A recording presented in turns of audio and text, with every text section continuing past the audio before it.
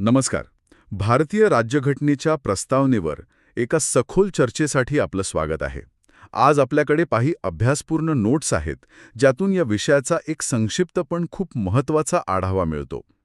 खरं सांगायचं तर प्रस्तावना म्हटलं की आपल्याला शाळेतली प्रतिज्ञा आठवते. एक सुंदर आदर्शवादी मजकूर. पण आजची आपली चर्चा याच्या खूप पलीकडे जाणार आहे. कारण या प्रस्तावनेची स्वतःची एक कहाणी आहे. एका क्रांतिकारी कल्पनेपासून ते थेट कोर्टात तिच्या अस्तित्वासाठी झालेल्या लढाईपर्यंत आणि अखेरीस भारताच्या लोकशाहीचा आत्मा म्हणून ओळख मिळवण्यापर्यंत. चला, हा नाट्यमय प्रवास उलगडून पाहूया. तर मग सुरुवातच करूया तिच्या उगमापासून. कुठून आली ही संकल्पना? म्हणजे घटनेला एक प्रस्तावना असावी ही कल्पनाच मुळात कोणाची? घटनाकारांनी फक्त नक्कल नाही केली, त्यांनी तिला एक भारतीय ओळख दिली. याचा खरा पाया पंडित जवाहरलाल नेहरूंनी 13 डिसेंबर 1946 रोजी मांडलेल्या उद्दिष्टांच्या ठरावात आहे. उद्दिष्टांचा ठराव म्हणजे घटना लिहिण्याचं काम सुरू होण्याआधीच स्वतंत्र भारत कसा असेल याचं एक विजन डॉक्युमेंट तयार होतं. अगदी तसंच. या ठरावात स्वतंत्र भारताची मूल्य, त्याची दिशा काय असेल हे सगळं मांडलं होतं. 22 जानेवारी 1947ला घटना समितीने तो स्वीकारला आणि नंतर याच ठरावाचं अधिक परिपक्व आणि सुधारित रूप म्हणजे आपली आजची प्रस्तावना. अच्छा, म्हणजे देशाच्या निर्मितीच्या सुरुवातीलाच काही गोष्टी पक्क्या ठरल्या होत्या. या माहितीमध्ये 2 तत्वांवर विशेष भर दिला आहे. हो, पहिलं म्हणजे भारत हे धर्मीय राज्य म्हणजे थिओक्रॅटिक स्टेट कधीच असणार नाही. देशाचा कोणताही एक अधिकृत धर्म नसेल. राज्यकारभार धर्माच्या आधारावर चालणार नाही, तर ते धर्मनिरपेक्ष असेल. आणि दुसरं, भारत हे गणराज्य म्हणजे रिपब्लिक असेल. गणराज्य म्हणजे देशाचा प्रमुख राष्ट्रपती हा वंशपरंपरेने येणार नाही, तर निवडणुकीने निवडला जाईल. जसं इंग्लंडमध्ये राजा किंवा राणी असतात तसं आपल्याकडे नाही. बरोबर. ही दोन्ही तत्व सुरुवातीपासूनच अगदी स्पष्ट होती. थांबा, इथे खूपच अनपेक्षित गोष्ट माझ्या वाचनात आली. प्रस्तावना जी घटनेची ओळख आहे ती चक्क सगळ्यात शेवटी स्वीकारण्यात आली. हे तर म्हणजे पुस्तकाचं मुखपृष्ठ आणि ओळख सगळं लिहून झाल्यावर शेवटी ठरवण्यासारखं आहे. हे पूर्णपणे उलटं नाही का वाटत? वाटतं खरं, पण त्यामागे एक खूप दूरदृष्टीचा विचार होता. असं आहे की घटना समितीला हे पक्कं करायचं होतं की प्रस्तावनेतील आदर्शवादी शब्द आणि प्रत्यक्ष घटनेतील कायदेशीर कलमं यांच्यात कोणतीही तफावत नसावी. आधी संपूर्ण घटनेवर चर्चा झाली, एक एक कलम मंजूर झालं आणि मग त्या तयार झालेल्या घटनेचं सार म्हणून प्रस्तावना लिहिली गेली. अच्छा, म्हणजे आधी संपूर्ण इमारत बांधली आणि मग बाहेर त्या इमारतीचं नाव आणि उद्देश लिहिणारी पाटी लावली, जेणेकरून ती पाटी इमारतीचं अचूक वर्णन करेल. पटलं. यामुळे त्या शब्दांना अजूनच वजन प्राप्त होतं. मग ते शब्द आहेत तरी कोणते? आम्ही, भारताचे लोक. या भारदस्त सुरुवातीनंतर नेमकं काय वचन दिलं गेलं आहे? इथे खूप विचारपूर्वक क्रम आहे. ही फक्त शब्दांची यादी नाहीये, तर एक तत्वज्ञानाचा क्रम आहे. सर्वात पहिलं वचन आहे न्यायाचं. आणि तो फक्त कोर्टातला न्याय नाहीये, तर सामाजिक, आर्थिक आणि राजकीय न्याय. एक मिनिट. म्हणजे न्यायाला स्वातंत्र्यापेक्षाही जास्त महत्त्व दिले. क्रम पाहिला तर न्याय आधी येतो आणि मग स्वातंत्र्य. याचा अर्थ असा होतो का की घटनाकारांसाठी न्याय नसलेल्या समाजात मिळालेलं स्वातंत्र्य अर्थहीन होतं? तुम्ही अगदी अचूक मुद्दा पकडलाय. त्यांची दृष्टी हीच होती. काही मोजक्या लोकांना मिळालेलं स्वातंत्र्य खरं स्वातंत्र्य नाही. आधी समाजात न्याय प्रस्थापित झाला पाहिजे. सामाजिक, आर्थिक आणि राजकीय हा पाया आहे. या पायावरच मग प्रत्येक व्यक्तीच्या स्वातंत्र्याची इमारत उभी राहू शकते. म्हणून आधी न्याय. आणि न्यायाच्या पायावर स्वातंत्र्याची इमारत उभी राहिली की मग येते समानता, सर्वांना समान दर्जा आणि समान संधीची हमी. म्हणजे स्वातंत्र्याचा उपभोग घेण्याची संधी सर्वांना समान मिळेल याची खात्री. आणि या सगळ्याला एकत्र बांधून ठेवणारा तो डिंक म्हणजे बंधुता, जी प्रत्येक व्यक्तीचा सन्मान जपेल आणि देशाची एकता व एकात्मता टिकवून ठेवेल. तर हा क्रम असा आहे: न्याय, स्वातंत्र्य, समानता आणि या सगळ्याला जोडणारी बंधुता. हे फक्त शब्द नाहीत, हे राष्ट्र उभारणीचं एक सूत्र आहे. अप्रतिम. आणि हे सगळं देताना भारताचं स्वरूप कसं असेल हे सांगणारे शब्द कोणते आहेत? 5 शब्द आहेत: सार्वभौम, समाजवादी, धर्मनिरपेक्ष, लोकशाही, गणराज्य. सार्वभौम म्हणजे भारत स्वतःचे निर्णय घेण्यासाठी स्वतंत्र आहे. लोकशाही आणि गणराज्य आपण पाहिलंच. पण आपल्या माहितीनुसार यातले काही शब्द मूळ प्रस्तावनेत नव्हते. समाजवादी आणि धर्मनिरपेक्ष हे शब्द नंतर जोडले गेले, बरोबर? अगदी बरोबर. हे शब्द 1976 मध्ये 42व्या घटनादुरुस्तीने जोडले गेले. सोबत एकात्मता हा शब्दही. हा एक खूप मोठा आणि नेहमी चर्चेत राहणारा बदल आहे. आणि या बदलाची वेळ ही खूप महत्वाची आहे. 1976 म्हणजे देशात आणीबाणी लागू होती. अशा वेळी हे शब्द जोडण्यामागे केवळ घटनात्मक सुधारणा होती की काही राजकीय हेतूही होते, हा प्रश्न नेहमी विचारला जातो. हो, ही चर्चा नेहमीच होते. काहींच्या मते ही मूल्य घटनेत आधीपासूनच होती, त्यांना फक्त स्पष्टपणे प्रस्तावनेत स्थान दिलं गेलं. तर काहींच्या मते हे राजकीय हेतूने केलेले एक मोठे बदल होते. आपल्या स्रोतांमध्ये यावर भाष्य नाही, पण या बदलाच्या वेळेमुळे तो कायमच एक वादग्रस्त मुद्दा राहिला आहे. ठीक आहे, तर हे शब्द, ही मूल्य, सगळं खूप उदात्त आहे. पण याचा कायदेशीर अर्थ काय? समजा सरकारने प्रस्तावनेच्या विरोधात काही केलं, तर आपण कोर्टात जाऊ शकतो का? मुळात प्रस्तावना हा घटनेचा भाग आहे की नाही यावरच सुरुवातीला वाद होता ना? हो, आणि हाच या कहाणीतला सगळ्यात नाट्यमय भाग आहे. प्रस्तावनेची कोर्टातली लढाई.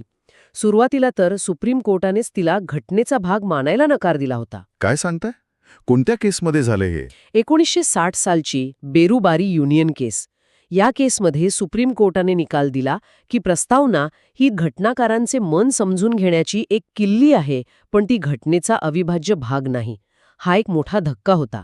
याचा अर्थ तिला कायदेशीरदृष्ट्या फारसं महत्त्व नव्हतं. म्हणजे सुरुवातीला तिला फक्त एक शोभेची वस्तू मानलं गेलं. मग हा दृष्टिकोन कसा बदलला? इथेच त्या प्रसिद्ध केसची एंट्री होते का? इथे सगळा खेळ बदलला. 1973ची केशवानंद भारती विरुद्ध केरळ राज्य केस. भारतीय न्यायव्यवस्थेच्या इतिहासातली सर्वात मोठी आणि महत्त्वाची केस. या केसमध्ये 13 न्यायाधीशांच्या खंडपीठाने आपला जुना बेरुबारी केसमधला निर्णय पूर्णपणे फिरवला. त्यांनी स्पष्टपणे सांगितलं, प्रस्तावना हा राज्यघटनेचा अविभाज्य भाग आहे, पिरियड. आणि या निर्णयाने सगळं चित्र पालटलं. हो. नंतर 1995 मध्ये LIC ऑफ इंडिया केसमध्ये कोर्टाने पुन्हा एकदा यावर शिक्कामोर्तब केलं. त्यामुळे आज हे कायदेशीर सत्य आहे की प्रस्तावना घटनेचाच एक महत्त्वाचा भाग आहे. छान. म्हणजे तिला तिचं कायदेशीर स्थान मिळालं. हो. मग पुढचा प्रश्न, तिच्यात बदल करता येतो का, जसा 1976 मध्ये केला होता? हो, कलम 368 नुसार संसदेला घटनादुरुस्तीचा अधिकार आहे आणि तो प्रस्तावनेलाही लागू होतो. पण इथेच केशवानंद भारती केसचा दुसरा, त्याहूनही मोठा सिद्धांत येतो. तो म्हणजे घटनेची मूलभूत संरचना, बेसिक स्ट्रक्चर सिद्धांत. मूलभूत संरचना ही संकल्पना तर खूपच महत्वाची मानली जाते. हो, कारण कोर्टाने म्हटलं की संसद घटनादुरुस्ती करू शकते, पण घटनेच्या मूळ पायाला, तिच्या आत्म्याला हात लावू शकत नाही. तुम्ही इमारतीला रंग देऊ शकता, काही खोल्या वाढवू शकता, पण इमारतीचे मुख्य खांबच तोडू शकत नाही. आणि प्रस्तावनेतील लोकशाही, धर्मनिरपेक्षता, गणराज्य ही तत्व म्हणजे त्या इमारतीचे खांब आहेत. अगदी बरोबर. त्यामुळे संसदेचा घटनादुरुस्तीचा अधिकार अमर्याद नाही, त्यावर या मूलभूत संरचनेची मर्यादा आहे. हा भारतीय लोकशाहीसाठी एक खूप मोठा विजय होता. आणि शेवटचा कायदेशीर मुद्दा, समजा एखाद्या धोरणामुळे प्रस्तावनेतील बंधुता या तत्वाला धक्का लागतोय असं मला वाटलं, तर मी कोर्टात जाऊ शकतो का? थेट नाही. माहितीनुसार प्रस्तावना ही न्यायप्रविष्ट नाही, म्हणजे नॉन जस्टिशिएबल आहे. याचा अर्थ तिच्या अंमलबजावणीसाठी तुम्ही थेट कोर्टात दाद मागू शकत नाही, जसं तुम्ही मूलभूत हक्कांसाठी मागू शकता. ती सरकारसाठी एक मार्गदर्शक दिव्यासारखी आहे. अच्छा. जेव्हा कायद्याचा किंवा घटनेतील एखाद्या कलमाचा अर्थ स्पष्ट होत नसेल, तेव्हा न्यायालय प्रस्तावनेकडे बघतं आणि तिच्या प्रकाशात अर्थ लावतं. म्हणजे ती एक प्रकारे घटनेचा अर्थ लावण्यासाठीचा संदर्भ ग्रंथ किंवा गाईड आहे. आता या चर्चेच्या शेवटच्या भागाकडे येऊया. या माहितीच्या शेवटी काही दिग्गजांनी प्रस्तावनेचं केलेलं वर्णन दिलं आहे, जे खूपच सुंदर आहे. हो, आणि प्रत्येक वर्णन तिच्या एका वेगळ्या पैलूवर प्रकाश टाकतं. उदाहरणार्थ, घटना समितीचे सदस्य KM मुन्शी यांनी तिला राजकीय कुंडली म्हटलं आहे, पॉलिटिकल होरोस्कोप. राजकीय कुंडली म्हणजे देशाचं भविष्य काय असेल, तो कोणत्या दिशेने जाईल हे सांगणारी पत्रिका. खूपच समर्पक आहे. बरोबर. तर पंडित ठाकुरदास भार्गव, जे सुद्धा घटना समितीचे सदस्य होते, त्यांनी तर उपमांची भरसात केलीये. ते म्हणतात, प्रस्तावना हा घटनेचा सर्वात महत्त्वाचा भाग आहे, तो घटनेचा आत्मा आहे. घटनेला समजून घेण्याची किल्ली आहे आणि घटनेचं आभूषण आहे. वाह! आत्मा, किल्ली, आभूषण, एकाच वेळी कितीतरी भूमिका. आणि प्रसिद्ध कायदेतज्ञ नानी पालखीवाला यांनी तिला एक अतिशय सोपी पण तितकीच प्रभावी उपमा दिलीये. ती कोणती? घटनेचं ओळखपत्र, आयडेंटिटी कार्ड. जसं आपल्या ओळखपत्रावर आपली सगळी माहिती असते, तसं प्रस्तावना वाचली की आपल्या पूर्ण घटनेची आणि देशाची ओळख पडते. आणि एका परदेशी अभ्यासकाचाही उल्लेख आहे ना? हो, अर्नेस्ट बार्कर, एक ब्रिटिश राज्यशास्त्रज्ञ. ते भारतीय प्रस्तावनेनी इतके भारावून गेले होते की त्यांनी तिला कीनोट म्हटलं, म्हणजे संगीताच्या कार्यक्रमाची सुरुवात ज्या सुरावटीने होते आणि जी संपूर्ण कार्यक्रमाचा बाज ठरवते, तशी ही प्रस्तावना आहे. ही सगळी वर्णनं खरंच दाखवून देतात की ती फक्त एक कायदेशीर मजकूर नाही, तर त्याहून खूप काहीतरी जास्त आहे. तर या सगळ्या चर्चेचं सार काहायचं झालं तर प्रस्तावना ही केवळ एक औपचारिक सुरुवात नाहीये. ती आपल्या राजघटनेचा तात्विक पाया आहे. आम्ही भारताचे लोक यांनी स्वतःलाच दिलेले एक वचन आहे. आणि तिचा कायदेशीर प्रवास पाहिला, घटनेचा भाग नाहीपासून ते अविभाज्य भाग आहेपर्यंतचा, हाच तिच्या वाढत्या महत्वाचा सर्वात मोठा पुरावा आहे. अगदी बरोबर. आणि जरी आपण तिच्या आधारावर थेट न्यायालयात जाऊ शकत नसलो, तरी न्याय, स्वातंत्र्य, समानता आणि बंधुता ही मूल्य आज आपल्या देशातल्या प्रत्येक कायद्याचा आणि सरकारच्या प्रत्येक धोरणाचा आधार असायला हवीत. हीच तिच्याकडून अपेक्षा आहे. ती एक नैतिक आणि राजकीय होकायंत्र आहे, जे देशाला योग्य दिशेने नेत राहतं. जाता जाता श्रोत्यांसाठी एक विचार सोडून जाते. आपल्या माहितीनुसार समाजवादी आणि धर्मनिरपेक्ष हे शब्द प्रस्तावनेत 1976 मध्ये जोडले गेले. याचा अर्थ असा नाही की 1950 ते 1976 पर्यंत भारत धर्मनिरपेक्ष किंवा समाजवादी मूल्यांवर चालतच नव्हता. घटनेच्या इतर कलमांमध्ये ही मूल्य आधीपासूनच होती. मग प्रश्न असा पडतो की जर ही मूल्य आधीपासूनच कृतीत होती, तर ती प्रस्तावनेत नंतर स्पष्टपणे लिहिण्याची गरज का भासली असेल?